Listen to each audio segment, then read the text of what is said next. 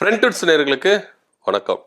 தமிழ்நாட்டில் எஸ்ஐஆர் நடைமுறையை நாங்கள் நடத்தியே காட்டுவோம் அப்படின்னு தேர்தல் ஆணையம் கங்கணம் கட்டின்னு இருக்கு.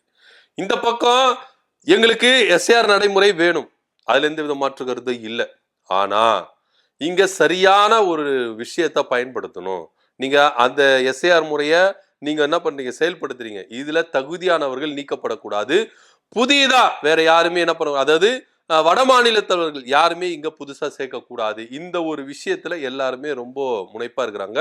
இந்த எஸ்ஐஆர் முறைய திமுகவும் திமுக கூட்டணியில் உள்ள கட்சிகள் எதிர்த்தாலும் வெளியில இருக்கிற ஒரு சிலர் ஆதரவு தெரிவிச்சுதான் தான் இருக்கிறாங்க. பாஜக ஆதரவு தெரிவிக்குது, அதிமுக ஆதரவு தெரிவிக்குது, அதே போல பாமக ஆதரவு தெரிவிக்குது. எல்லாருமே ஆதரவு தெரிவிச்சிருக்காங்க. புதுசா இந்த கட்சி ஆதரவு தான் தெரிவிக்கும், ஏன்னா அவங்க வலையில சிக்கி இருக்காங்க, இது நம்மள மீறி எதுவுமே செய்யாது அப்படின்னு நம்பிட்டு இருந்தாங்க. இன்னைக்கு அந்த கட்சி இன்னைக்கு எஸ்ஐஆர் நடைமுறைக்கு எதிர்ப்பு தெரிவிச்சிருக்கு. ஆமா, தமிழக வெற்றி கழகம் என்ன சொல்லியிருக்காங்க அப்படின்னா, எஸ்ஐஆர் முறையை நாங்க கடுமையா எதிர்க்கிறோம். ஏன் எதிர்க்கிறாங்க அப்படின்ற ஒரு விஷயத்தை நம்ம இங்க உன்னிப்பா கவனிச்சு பார்க்கணும். 20 வருஷத்துக்கு அப்புறம் வாக்காளர் சிறப்பு திருத்த விஷயத்தை என்ன பண்றாங்க, செய்யறாங்க. இதுல விஜய் அவர்களுக்கு என்ன பாதகம், ஏன் அவர் எதிர்க்கிறார் அப்படின்னு பாத்தீங்கன்னா, வாக்காளர் பட்டியல்ல இப்போ இருக்கிறாங்கல்ல, இப்போ ஒரு சிலர் ரசிகர்களா என்ன பண்றாங்க, சில தற்குறிகள்லாம் இருக்கிறாங்கல்ல, இவங்களுக்கு தகுதி இல்லை அப்படின்னு நீக்கப்படுவாங்க. இவங்களுக்கு ஓட்டு வராது. அது மாத்திரம் இல்லாம அவங்களுக்கு இன்னொரு பயம் என்னன்னா, வெளி மாநிலத்தவர்களை இங்க உள்ள சேர்த்துருவாங்க பாஜக மூலியமா அப்படின்னு சொல்லிட்டு. ஏன்னா இப்போ கிட்டத்தட்ட 2002 நினைக்கிறேன், அதுக்கப்புறம் ஓட்டர் ஐடி எடுத்தவங்களுக்குலாம் சரியான ஒரு விஷயத்தை என்ன பண்ணணும், சர்டிபிகேட் கொடுக்கணும், அதாவது அவங்க அப்பா அப்படின்ற மாதிரி கொடுக்கணும் அப்படின்ற ஒரு விஷயத்தையும் இங்க முன்வைக்கிறாங்க. ஸோ இதெல்லாம் திருத்த பணியில கொண்டு வந்தா இவங்களுக்கெல்லாம் ஓட்டர் ஐடி கிடைக்காதோ அப்படின்ற ஒரு அச்சமும் தமிழக வெற்றி கழகத்திற்கு. ஏன்னா தமிழக வெற்றி கழகம் இந்த ஜெனரேஷன்ல, அதாவது 2000க்கு அப்புறம் பிறந்தவர்களுக்கு தான் என்ன பண்றாங்க, குறி வைக்கிறாங்க.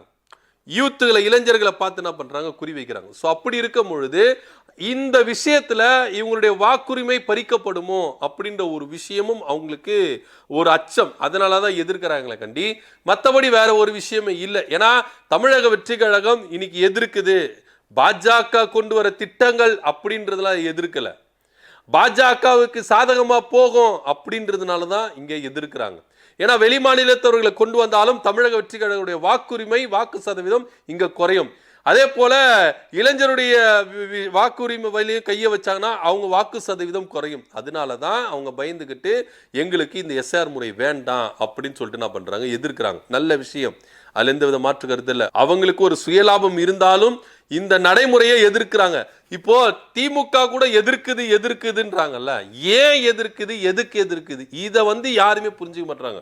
திமுகவோ திமுக கூட்டணியில் இருக்கிற கட்சிகளோ இன்னைக்கு எஸ்ஐஆர் நடைமுறையை ஏன் எதிர்க்கிறாங்க அப்படின்னா, தகுதியான வாக்காளர்களை நீங்க நீக்க கூடாது, அதே போல வெளி மாநிலத்தவர்களை இங்க சேர்க்க கூடாது. இதுதான் மெயினான காரியம். ஏன்னா பீகார்ல நீங்க பண்ண மாதிரி இங்க பண்ண மாட்டீங்கன்னா நிச்சயம் 65 லட்சம் வாக்காளர்களை நீங்க நீக்கிருக்கீங்க.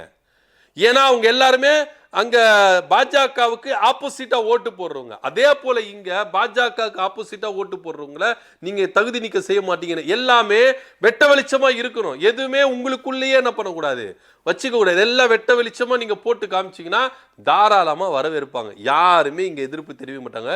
எஸ்ஐஆர் நடைமுறை அப்படின்றது இங்க வேணும், அவசியம், அதுல எந்த வித மாற்று கருத்து இல்லை.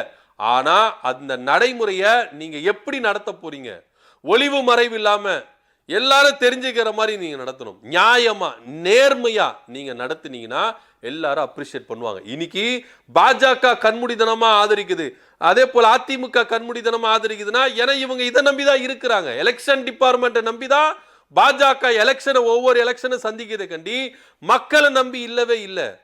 பொதுமக்களை நம்பி இன்னைக்கு பாஜகவோ பாஜக கூட்டணியோ எலெக்ஷன்ல நின்று மக்களை சந்திக்கிறாங்கன்னா இல்லவே இல்லை. எலெக்ஷன் டிபார்ட்மெண்ட்டை மட்டும்தான் நம்பி அவங்க எலெக்ஷன்ல நிக்கிறாங்க அப்படின்னு எதிர்கட்சி தலைவர் ராகுல் காந்தி தோல் உரித்து காட்டினார். எந்த அளவுக்கு வாக்கு திருட்டுல ஈடுபட்டு இருக்காங்க.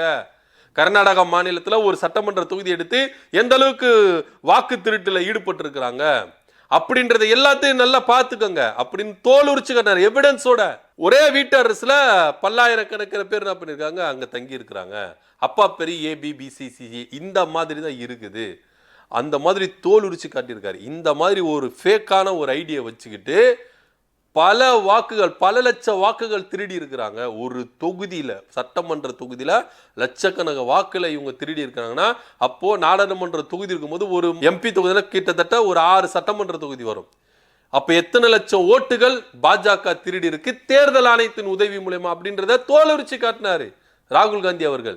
அதேதான் இப்ப இங்க நடக்க போகுதா? ஏன்னா இவங்க எஸ்ஐஆர் நடைமுறைய எந்த டைம்ல இதை கொண்டு வராங்க? இதுக்கு முன்னாடி என்ன பண்ணியிருந்தாங்க? எலெக்ஷன் நடக்கிறதுக்கு முன்னாடி தான் நீங்க பண்ணுமா? ஏன் 2024 எலெக்ஷனுக்கு முன்னாடி பண்ண வேண்டியதானே? ஏன் பண்ணல? இல்ல 2021 சட்டமன்ற தேர்தலுக்கு முன்னாடி பண்ண வேண்டியதானே? ஏன் பண்ணல? சரிங்க, 2024 எலெக்ஷன் முடிஞ்ச உடனே பண்ண வேண்டியதானே? ஏன் பண்ணல? ஏன்னா இப்போ 2026 தேர்தல் நெருங்குது. குறுகிய காலத்துக்குள்ள இந்த பணிகளை எப்படி செஞ்சு முடிக்க போறாங்க அப்படின்னு ஒரு விஷயம் இருக்கு. இன்னொரு விஷயம், பருவமழை பெஞ்சு கொண்டிருக்கு நம்ம தமிழ்நாட்டில். இந்த டைம்ல இது முக்கியமா இல்ல மக்களை காப்பாற்றுறது முக்கியமா, மக்கள் சேவையில ஈடுபடுறது முக்கியமா அப்படின்ற ஒரு விஷயம் இருக்குல்ல. எந்த மாதிரி ஒரு நெருக்கடியான சூழ்நிலையில இந்த விஷயத்தை இப்ப இது ரொம்ப முக்கியமா அப்படின்ற ஒரு கேள்வி இருக்குல்ல. இதுதான் பாஜக தேர்தல் ஆணையத்தின் மூலமா செய்கிற வேலை அப்படின்றத திமுக வெட்ட வெளிச்சமா போட்டு காட்டுது. ஆனா இன்னைக்கு இந்த நடைமுறையை தமிழக வெற்றி கழகம் எதிர்த்து இருக்கு. இவங்க எதிர்க்க மாட்டாங்க அப்படின்னா பாஜகவை நம்பி இருப்பாங்க, அதிமுகவை நம்பி இருப்பாங்க. ஆனா இன்னைக்கு எதிர்க்க ஆரம்பிச்சிட்டாங்க. இன்னைக்கு அனைத்து கட்சி கூட்டத்துல அழைப்பும் கொடுத்திருக்கிறாங்க தமிழக வெற்றி கழகத்துக்கு. இப்போ தமிழக வெற்றி கழக சார்பா யாரு போறா? ஏற்கனவே தொகுதி மறுசீரமைப்பு கொண்டு வந்தாங்க. அப்ப அனைத்து கட்சி கூட்டத்தை கூட்டினாங்க. எல்லா கட்சிக்கும் அழைப்பு கொடுக்கப்பட்டது, தமிழக வெற்றி கழகத்துக்கும் கொடுக்கப்பட்டது. அப்போ கட்சியின் பொதுச் செயலாளர் வல்லமை படைத்தவர் புசி ஆனந்த் என்ன பண்ணாரு? போய் தங்களுடைய கருத்துக்களை முன் வச்சாரு. என்ன வச்சாரு அப்படின்லாம் தெரியல, ஏதோ ஃபைலெல்லாம் எடுத்துட்டு போனார், கெத்தா வெளியே வந்தாரு. ஆனா இந்த தடவை யாரு போக போறா அப்படின்ற ஒரு கேள்வி இருக்குல்ல. யாரு போறான்னா அருண்ராஜ். அவர் தான் என்ன பண்ண போறாரு? தமிழக வெற்றி கழக சார்பா அவர் தான் போயிட்டு என்ன பண்ண போறாரு? கலந்துக்க போறாரு. அவங்களுக்கு என்னென்ன ஃபால்ட் இருக்கு, இந்த எஸ்ஐஆர் முறையை கொண்டு வந்த என்னென்ன ஃபால்ட் இருக்கு அப்படின்ற ஒரு கருத்தையும் முன்வைக்க போறாரு. ஏன்னா ஆக்கப்பூர்வமா வைக்கணும்ல, கருத்துரிமையா வைக்கணும்ல. புசி ஆனந்த் போனாருன்னா அப்படி வைப்பாரா? தெரியவே தெரியாது. அவருக்கு தெரிஞ்சதெல்லாம் என்ன அப்படின்றவங்களுக்கு வெட்ட வெளிச்சமா தெரியும். எப்படி போய் பேசுவாரு, எப்படி ஒரு கருத்தியெல்லாம் அவர் முன்பு எடுப்பாரு. இப்ப அருண்ராஜ்னா கொஞ்சம் படிச்சவர், அவர் கிரேட்ல இருக்கிறவர். அவர் போவார், கொஞ்சம் டெக்னிக்கலாவும் பேசுவாரு, கருத்தியலான பேசுவாரு, ஆக்கப்பூர்வமா பேசுவாரு அப்படின்ற ஒரு விஷயம் இருக்குல்ல.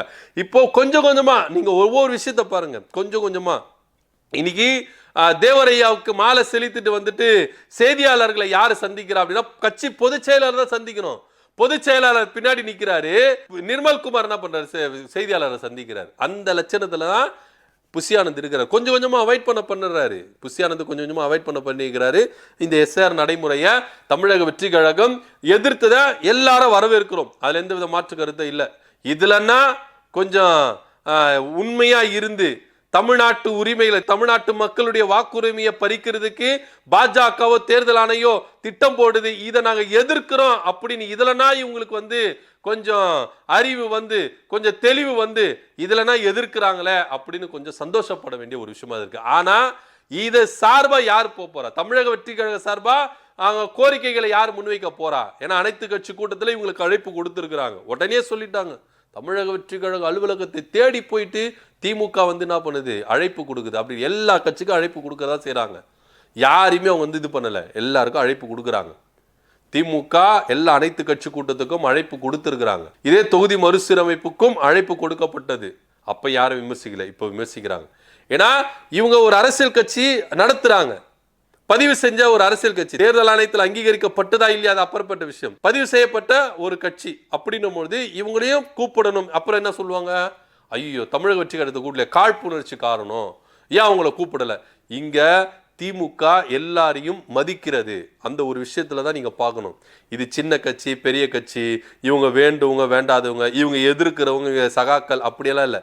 கட்சி தமிழ்நாட்டில் இந்த கட்சி இயங்குதுப்பா, தமிழ்நாட்டில் இந்த கட்சிக்கு பேருக்குப்பா, கூப்பிடுங்கப்பா, அவங்களுடைய குறைகளை கேளுங்கப்பா, எல்லாமே ரெக்கார்ட் பண்ணும். இதுதான் திமுக.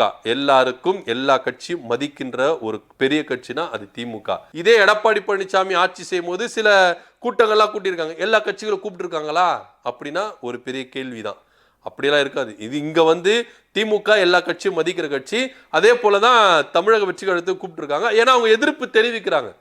ஏன் எதிர்ப்பு தெரிவிக்கிறோம், எதுக்கு எதிர்ப்பு தெரிவிக்கிறோம் அப்படின்னு அவங்க சார்பா என்ன பண்ணிட்டோம், கருத்துக்களை சொல்லட்டும். அதுக்காக தான் கூப்பிடுறாங்க. ஸோ இந்த எஸ்ஐஆர் நடைமுறையை தமிழக வெற்றி கழகம் எதிர்த்ததை நிறைய பேர் மனதார வரவேற்கிறாங்க, நம்மளும் வரவேற்கிறோம். என்ன நடக்க போகுது அப்படின்னு பொறுத்து பார்க்கலாம். எஸ்ஐஆர் நடைமுறையை தமிழக வெற்றி கழக தலைவர் விஜய் அவர்கள் முழுமையாக எதிர்த்து இருக்கிறாரு. தமிழ்நாட்டில் எஸ்ஐஆர் நடைமுறையை தமிழக வெற்றி கழகம் கடுமையா எதிர்ப்பு தெரிவிச்சிருக்கு. தமிழக வெற்றி கழக சார்பா அனைத்து கட்சி கூட்டத்தில் புஷி ஆனந்தத்துக்கு பதிலாக அருண்ராஜ் போய் கலந்துக்க போறார் அப்படின்ற ஒரு தகவலும் இங்கே முன்வைக்கப்படுது. இதை பத்தியோட கருத்து என்ன அப்படின்னு கீழே கமெண்ட் பண்ணுங்க. நன்றி, வணக்கம்.